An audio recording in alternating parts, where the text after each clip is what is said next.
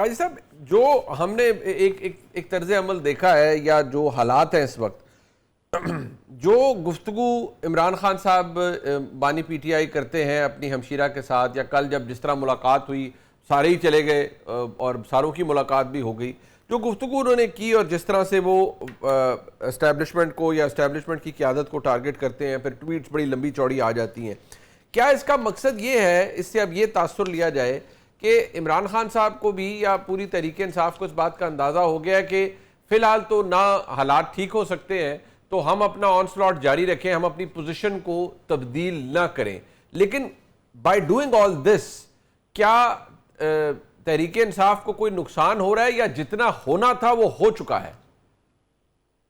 دیکھیں، پہلی بات تو میں اس بات سے ایگری کرتا ہوں کہ پارلیمان جو ہے وہ مزید کمزور نہیں ہو سکتی۔ پہلا معاملہ تو یہ ہے کہ کیا اس ملک کا نظم و نسق پارلیمان چلا رہی ہے؟ کیا جو کیبنٹ کے تمام وزراء ہیں وہ پی ایم صاحب کی مرضی سے ہوتے ہیں؟ مطلب پہلی بات تو یہ کہ was ever parliament so weak in Pakistan history? if we start it from Zulfikar Ali Bhutto سے اگر ہم دیکھیں، جب 73 کا کانسٹیٹیوشن بنا تھا، تو میرا خیال یہ ہے کہ یہ جو ہے نا کہ اب میں بالکل مانتا ہوں اب اس سے زیادہ اس نے کمزور کیا ہونا ہے، کیونکہ یہ تو ساری ریاستی بیساکھیوں پر کھڑی ہوئی ہے۔ تو ایک تو قاضی بات صاحب، اس ہوگی، نظام نے بھی 26ویں آئینی ترمیم پاس کی ہے، سر آپ اسے کمزور کہہ رہے ہیں؟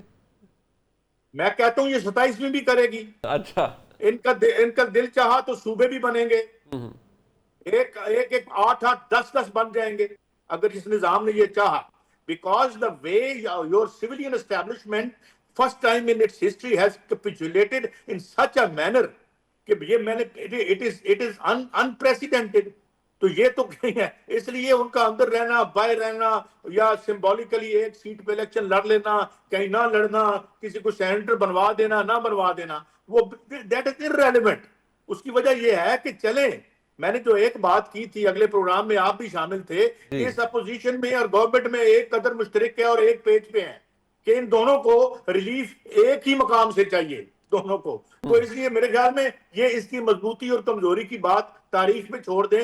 ویسے تھوڑا سا نظر آتا ہو تو اندازہ ہو جاتا ہے یہ سسٹم اور یہ پارلیمان کتنا بڑا پہلوان ہے۔ ایک تو بات ہوگی یہ۔ دوسری بات آپ نے یہ فرمائی، دیکھیں اگر ہم یہ سمجھیں کہ وہ سرکاری امانوں سے دور ہیں تو یہ نقصان تو بہت بڑا ہے۔ پولیٹیکل کیپٹل کیا ان کا ڈیفیسٹ میں گیا ہے؟ یہ میرے خیال میں اس پہ سوچ لیتے ہیں ہم۔ دوسری بات میں ایگری کرتا ہوں کہ until unless some qualitative change takes place this status quo will continue۔ irreconcilable ہے جو اپوزیشن یا جو بانی پی ٹی آئی ہیں اور جو آج اسٹیبلشمنٹ کی فکر اور سوچ ہے وہ بالکل irreconcilable ہے۔ اگر اسٹیٹس کو اسی طرح کنٹینیو رہتا ہے، حالات اسی طریقے سے کنٹرول میں رہتے ہیں، تو یہ کبھی اب یکجا نہیں ہو پائیں گے۔ مگر بات یہ ہے کہ اس کی کیجویلٹی کیا ہوگی؟ اس کی کیجویلٹی جو ہے، بظاہر جو پاور میں بیٹھے ہوئے ہیں وہ بھی اس کی کیجویلٹی ہیں۔ مطلب مجھے یہ بتائیں نا کہ کیا مطلب کسی کے پلے بھی کچھ نہیں ہے۔ یہ تو میرے خیال میں the maximum loss that P T I has suffered وہ تو انہوں نے سفر کر لیا۔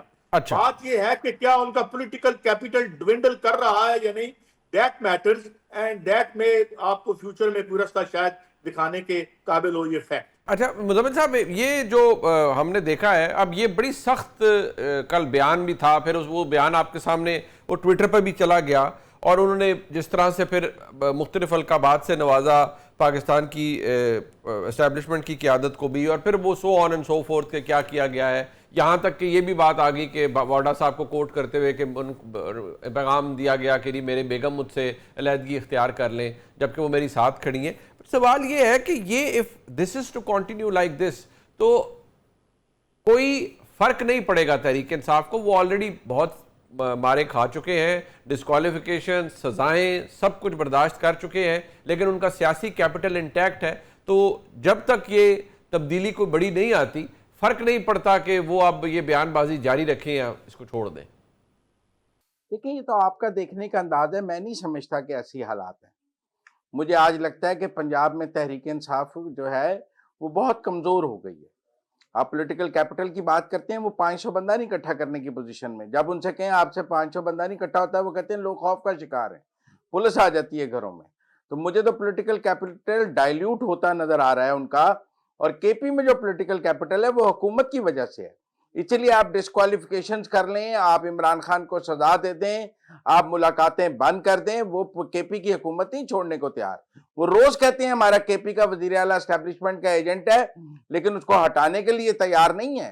وہ روز کہتے ہیں بیرسٹر صاحب جو ہے وہ اسٹیبلشمنٹ کا بندہ ہے, لیکن اس کو ہٹانے کے لیے تیار نہیں ہے پی ٹی آئی, کیونکہ ان کو پتا ہے کہ حکومت کے آپ کیسے کہتے ہیں وہ حکومت کے ایوانوں سے دور رہنے کے عادی ہو گئے ہیں. وہ تو ایک جو ماڑی چنگی حکومت ان کے پاس ہے, اس کی بھی انہوں نے شلوار پکڑی ہوئی ہے کہ کہیں ہمارے ہاتھ سے نکل نہ جائے. آپ کہتے ہیں وہ اس نظام کو ڈائلیوٹ کر رہے ہیں. وہ تو اقتدار کے اتنے بھوکے ہیں کہ انہیں کسی بھی پلیٹ میں رکھ کے دیا جائے, گندی سے گندی پلیٹ میں رکھ کے بھی تحریک انصاف کو اقتدار دے دیں تو وہ قبول کر لیتی ہے. کے پی اس کی زندہ مثال آپ کے پاس ہے. کل بانی پی ٹی آئی کہہ رہا تھا وزیر اعلیٰ مجھے ملنا نہیں آتا. بھائی نہیں ملنے آتا تو ہٹا دو, آپ کے پاس 2/3 ہے وہاں پہ, آپ کو کسی نے روکا ہے ہٹانے سے؟ آپ نے کہا کہ قائمہ کمیٹیوں سے استعفیٰ دے دیں, آپ کہیں نا وزیر اعلیٰ استعفیٰ دے دے, آپ کہیں نا کے پی کی کیبنٹ کو ہٹا دیا جائے. نہیں کہتے, کیونکہ آپ کو اقتدار پسند ہے. اقتدار کسی بھی شکل میں آپ کو ملے, کتنا بھی ڈائلیوٹڈ گندا ملے, آپ نے ہمیشہ قبول کیا ہے, چاہے 2018 ہو. آج آپ پارلیمان کو برا کہتے ہیں, آج کوئی کرنل لیاقت تو پارلیمان میں نہیں بیٹھا ہوا, قومی اسمبلی میں کسی کے پاس دفتر نہیں ہے. مزمل صاحب وہ اپنی جگہ, لیکن ایک بات جو قاضی صاحب کی اس دلیل کے اندر بڑا, میں سمجھتا ہوں اس کو آرگیومنٹ کے اندر بڑا وزن آ جاتا ہے, کہ وہ کہتے ہیں کہ عمران خان صاحب کی کانڈکٹ نے, اگر میں جو سمجھ پایا ہوں, کہ he has been as good or as bad as any other political party or as a political person, لیکن جو 2-3 دفعہ اقتدار میں آئے ہیں, انہوں نے بھی کچھ جمہوریت کے لیے یا آئین کی بالادستی, قانون کی بالادستی کے لیے کچھ جھنڈے نہیں گاڑے ہیں, اور آج کی تاریخ میں بھی کوئی جھنڈے نہیں گاڑے جا رہے ہیں. نظام کو اپنے حق میں رکھنے کے لیے بس نظام کے ساتھ چلا جا رہا ہے. نہیں, یہ بھی ان کی بات ٹھیک نہیں ہے. میں نہیں یہ بات سمجھتا. کیوں سول سپرمیسی کے لیے نواز شریف نے 2 دفعہ اپنی حکومت قربان نہیں کی ہے؟ کی ہے کہ نہیں کی ہے؟ آج بھی وہ باہر بیٹھا ہے تو سول سپرمیسی کی وجہ سے کا جرم ہے نا اس کا. اور اس کی سول سپرمیسی کے خلاف کون نکلا تھا مارکیٹ میں؟ اس سول سپرمیسی کے اوپر اسٹیبلشمنٹ کا ہائیبریڈ نظام کی سہولت کاری کرنے کے لیے عمران خان نکلا تھا. میں سمجھتا ہوں کہ 2008 کے بعد اس ملک میں سول سپرمیسی آ گئی تھی. جب پرویز مشرف کو نکالا تھا, اس کے بعد ملک کی دونوں بڑی سیاسی جماعتیں جو ہیں وہ ملک کے سیاسی نظام کو لے کے آگے چل رہی تھیں. ہم نے 18ویں ترمیم بھی کی جو آج اسٹیبلشمنٹ کو کانٹے کی طرح کھٹکتی ہے سیاسی.